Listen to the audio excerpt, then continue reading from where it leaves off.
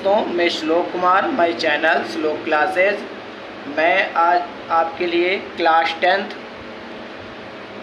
Subject chemistry है, chapter first, जो आपको पूरा संपूर्ण चैप्टर फर्स्ट का मोस्ट इम्पॉर्टेंट क्वेश्चन आज पूरे चैप्टर कराऊंगा केमिस्ट्री का। चलिए देखते हैं।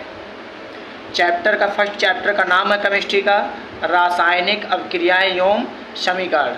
क्या नाम है? रासायनिक अभिक्रियाएं एवं समीकरण। ये आपको चैप्टर कंप्लीट करवाऊंगा। फर्स्ट केमिस्ट्री का पहला चैप्टर कंप्लीट कराऊंगा, आपको हेडिंग, उसकी डिफिनीशन दोनों कराऊंगा। इस चैप्टर को पूरी कंप्लीट कराऊंगा। चलिए, रासायनिक अभिक्रिया एवं समीकरण, इसको चलते हैं।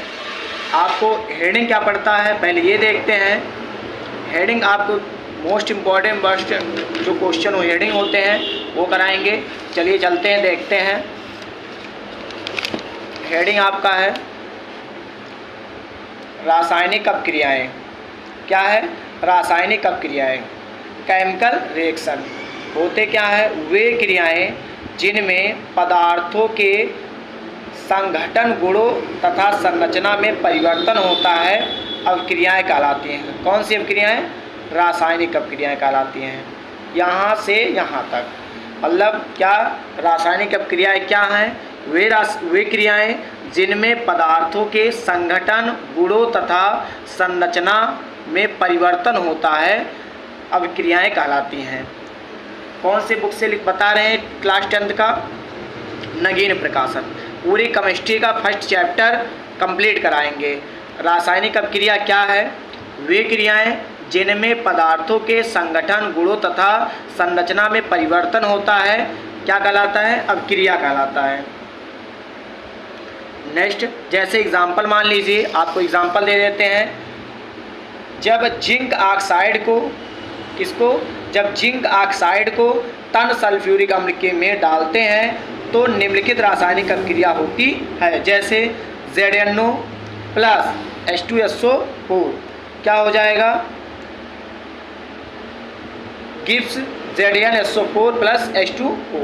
ये क्या है? इसका रासायनिक अभिक्रिया का एग्जाम्पल है। नेक्स्ट चलते हैं।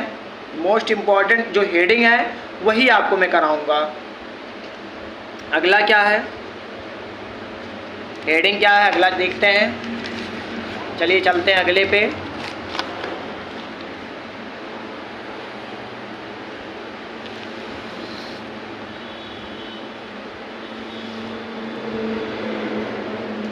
रासायनिक समीकरण को संतुलित करना। और एक चीज़, रासायनिक समीकरण होता क्या है पहले ये जान जाइए। रासायनिक समीकरण वह होते हैं, जैसे वह रासायनिक समीकरण जिनके दोनों पक्षों में प्रत्येक तत्वों के परमाणु की संख्या बराबर होती है, वो क्या कहलाती है? संतुलित रासायनिक समीकरण कहलाती है। अब जैसे आपको देखते हैं रासायनिक समीकरणों को संतुलित करना। अब इसका थोड़ा सा डिफिनीशन देख लिया जाए। क्या होता है? जिन रासायनिक समीकरणों के दोनों पक्षों में प्रत्येक तत्व के परमाणुओं की संख्या बराबर नहीं होती, उनमें प्रत्येक तत्व के परमाणुओं की संख्या को बराबर बनाने की प्रक्रिया समीकरण को संतुलित करना कहलाती है। क्या कहलाती है? संतुलित करना कहलाती है। ये किसका परिभाषा था? रासायनिक समीकरण को संतुलित करने की परिभाषा थी।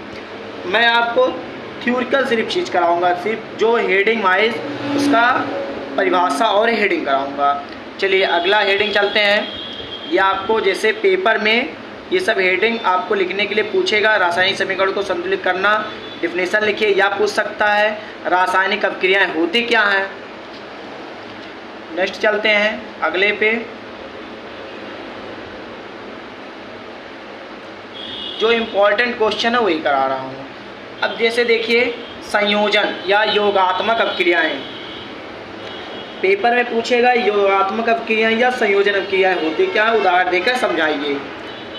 तो योगात्मक अभिक्रियाएं क्या होती है? वे अभिक्रियाएं जिनमें दो या दो से अधिक पदार्थ संयोग करके केवल एक नया पदार्थ बनाते हैं, क्या कहलाते हैं?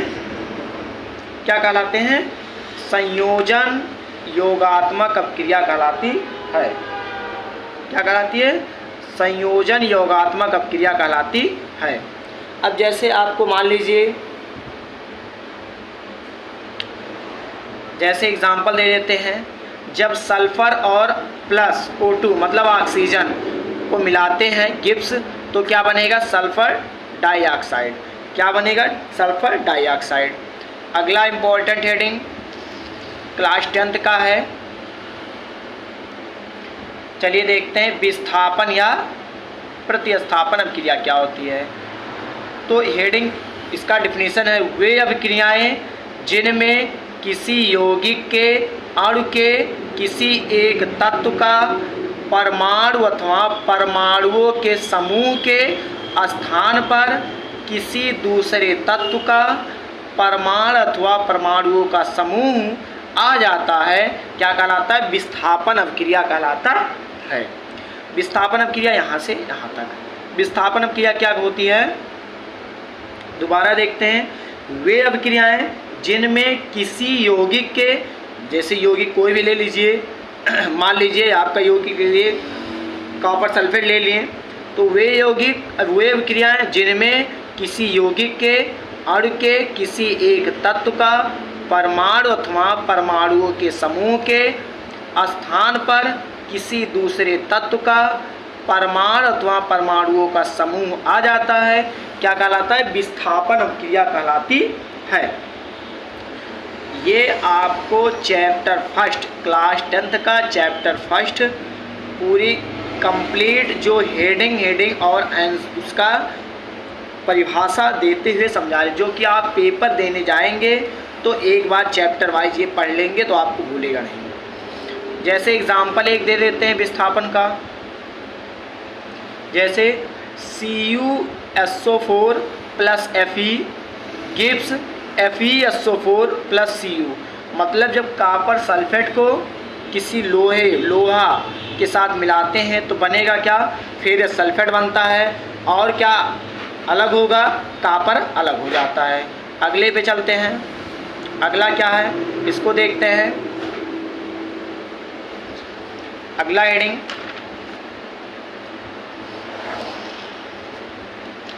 क्या है? अगला इसको देखते हैं।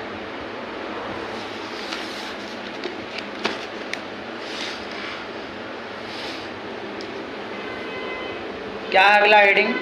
अनुत्क्रमणीय अभिक्रिया। बहुत ही प्यारा क्वेश्चन है, पूछता है अनुत्क्रमणीय उत्क्रमणीय। अनुत्क्रमणीय अभिक्रिया क्या होती है? चलिए इसका डिफिनीशन देखा जाए। अनुत्क्रमणीय अभिक्रिया वह होती है, वे अभिक्रियाएं यहाँ से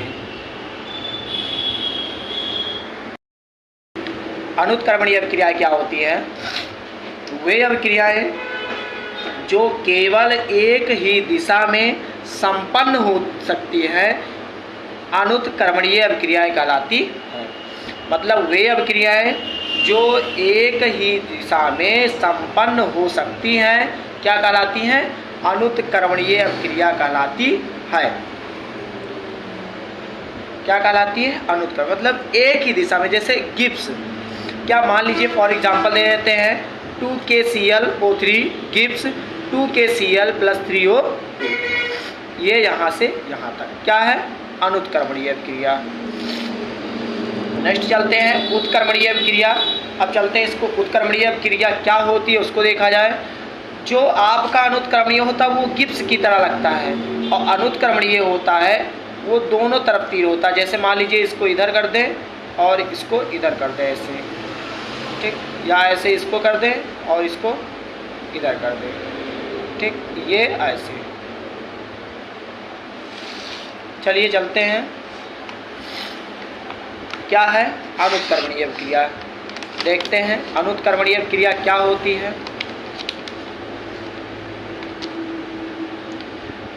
देखिए, वे अभिक्रियाएं जो समान परिस्थितियों में दोनों दिशाओं में चल सकती हैं, उत्क्रमणीय अभिक्रिया होती है। मतलब उत्क्रमणीय अभिक्रिया क्या होती है? वे अभिक्रियाएं जो समान परिस्थितियों में दोनों दिशाओं में चल सकती है, उत्क्रमणीय अभिक्रिया या उत्क्रमणीय कहलाती है। इसका चिन्ह क्या होता है? ये चिन्ह क्या है? ये। मतलब वे अभिक्रिया यहाँ से लेकर के यहाँ तक, वे अभिक्रियाएं जो समान परिस्थितियों में दोनों दिशाओं में चल सकती हैं उत्कर्मणीय अभिक्रियाएं कहलाती है। ठीक, ये उत्कर्मणीय और अनुत्कर्मणीय था। चलते हैं अपघटन अभिक्रियाएं। क्या है? अपघटन अभिक्रियाएं। अपघटन अभिक्रियाएं क्या होता है वो देखा जाए। अपघटन अभिक्रियाएं क्या होता है वो देखा जाए।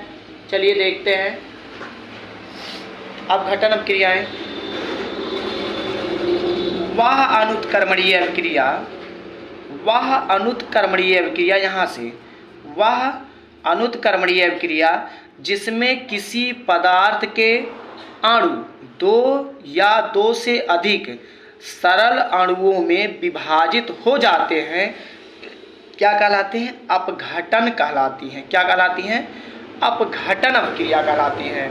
मतलब वह अभिक्रिया, वह अनुत्कर्मणीय अभिक्रिया जिसमें किसी पदार्थ के अणु दो या दो से अधिक सरल अणुओं में विभाजित हो जाते हैं क्या कहलाते हैं? अपघटन अभिक्रिया कहलाती है। ये थी अपघटन अभिक्रिया। एग्जाम्पल जैसे देख लीजिए, 2KClO3 gives 2KCl + 3O2। Next चलते हैं, अगला आपका हेडिंग है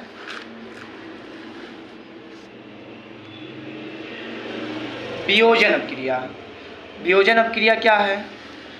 वह, देखिए यहाँ से यहाँ तक, वह उत्कर्मणीय अभिक्रिया जिसमें किसी पदार्थ के अणु दो या दो से अधिक सरल अणुओं में विभाजित हो जाते हैं क्या कहलाते हैं? वियोजन कहलाती है।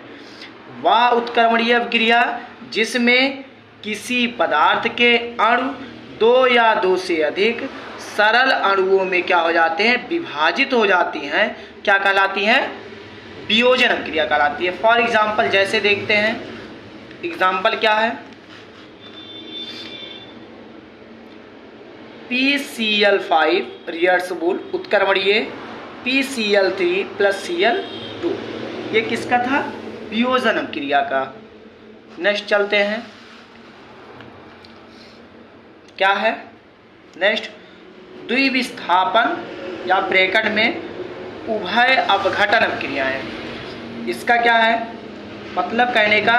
जिन अभिक्रियाओं में यौगिकों के आयनों अथवा अन्य घटकों की अदला बदली होती है उभय अपघटन कहलाती है।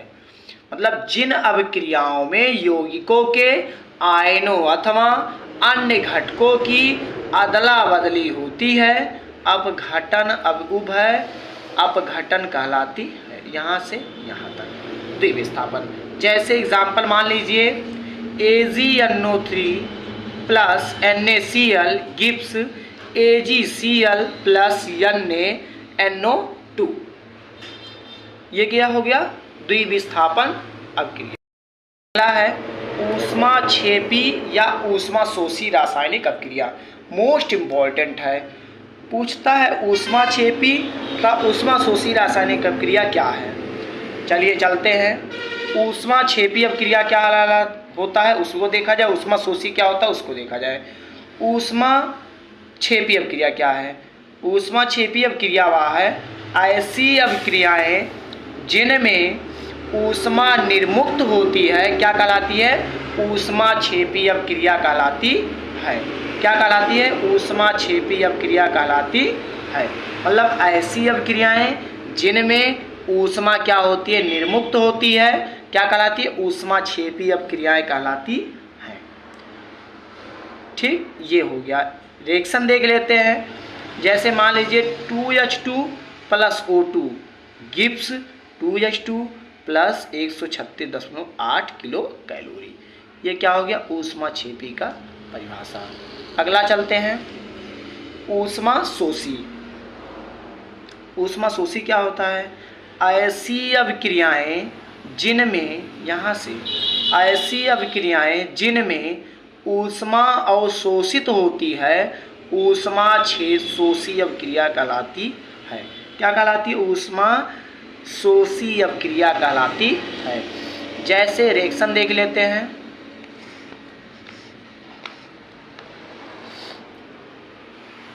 N2 plus O2 plus 42.0 kilo calorie gives 2Na। ये आप दोनों ऊष्माक्षेपी और ऊष्मा शोषी दोनों मोस्ट इम्पॉर्टेंट है, पेपर में पूछा जाता है। अगला चलते हैं, ये भी पेपर में काफ़ी बार पूछा गया है। क्या है देखते हैं। उपचयन और अपचयन अभिक्रियाएं। क्या होता है? अभिक्रिया के समय किसी पदार्थ में ऑक्सीजन की वृद्धि होने को उसका उपचयन कहा जाता है। उसके बाद किसी पदार्थ में ऑक्सीजन का ह्रास होने पर उसका उपचयन कहलाता है। क्या कहलाता? उपचयन कहलाता है। नेक्स्ट चलते हैं। नेक्स्ट क्या है? एक और हेडिंग है, बहुत बार पूछा जाता है, रेडॉक्स अपक्रिया। रेडॉक्स अपक्रिया क्या होता है? यहाँ से यहाँ तक देखिए, यहाँ से यहाँ तक बहुत बार पूछा जाता है। जिस अभिक्रिया में एक पदार्थ उपचयित तथा दूसरा पदार्थ अपचयित होता है, वह अभिक्रिया उपचयन या अपचयन या रेडॉक्स अपक्रिया कहलाती है। कहने का मतलब कि जिस अभिक्रिया में एक पदार्थ उपचयन या अपचयन होता है तो वो क्या कहलाती है? रेडॉक्स अपक्रिया कहलाती है। क्या कहलाती है? रेडॉक्स अपक्रिया। अगला हेडिंग, उपचायक। उपचायक क्या होती है? उपचायक होती है, चलिए देखते हैं, ऑक्सीडेशन एजेंट्स। उपचायक अपक्रिया वह होती है जिन पदार्थों की सहायता से उपचयन होता है उन्हें उपचायक कहते हैं। जैसे मान लीजिए ये है, यहाँ से यहाँ तक। कहने का मतलब है जैसे मान लीजिए ऑक्सीजन हो गया, ओजोन हो गया, ब्रोमीन हो गया, आयोडीन हो गया, ये सब क्या होते हैं? उपचायक होते हैं। नेक्स्ट अगला क्या है? अपचायक पदार्थ।